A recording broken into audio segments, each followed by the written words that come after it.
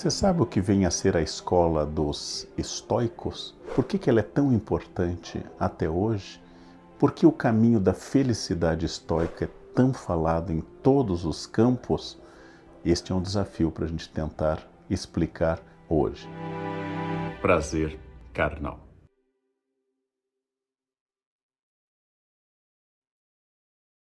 O estoicismo é uma filosofia de origem grega. Foi típica do chamado período helenístico, séculos IV, III e II a.C. Zenão de Cítio é um filósofo nascido na atual ilha do Chipre e se considera que Zenão foi o primeiro dos estoicos. Zenão vinha da escola cínica, aquela que pregava o total desapego aos bens materiais, mas ele fez coisas diferentes.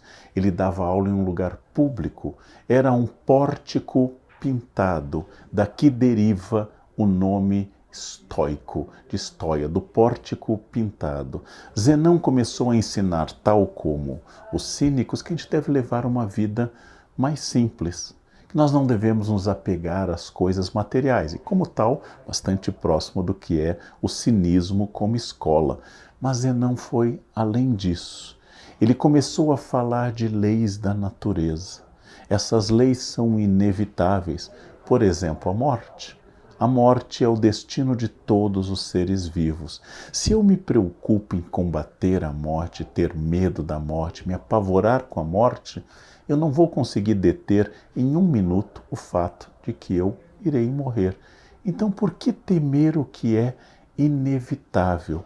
Eu precisaria atingir o que os estoicos chamam de ataraxia, essa tranquilidade, este mundo livre de preocupações. Quando eu falo em escola cínica, nós fazemos do cinismo uma leitura de senso comum, que é achar que é cínico quem é falso, que é cínico quem mente, quem tem duas caras. Este é um valor completamente contemporâneo. O que eram os cínicos gregos? Um dos seus nomes é Diógenes. Diógenes morava em um barril. Diógenes era cercado de cães, em grego, sinós, por isso escola cínica. Diógenes andava com uma lamparina durante o dia procurando um homem honesto. Diógenes não queria mais nada, Diógenes se afastava por completo dos desejos do mundo e dizem até que quando Alexandre o Grande disse a ele que podia dar qualquer coisa a ele, Diógenes disse: eu quero uma coisa, é que você saia de frente do sol, porque está impedindo o sol entrar aqui no meu barril. Era a única coisa que ele queria do homem mais poderoso da sua época. Os cínicos eram os filósofos do desapego e da análise desapegada do mundo, e não pessoas falsas, como nós podemos ler hoje em dia. O filósofo estoico tenta entender a ordem natural, parar de contrariar as leis da natureza. Ele vai propor uma filosofia cosmopolita, não é uma escola fechada como foi a de Platão ou como foi a de Aristóteles, um liceu, uma academia, mas pregada em lugar público. O grande objetivo da vida estoica é a felicidade.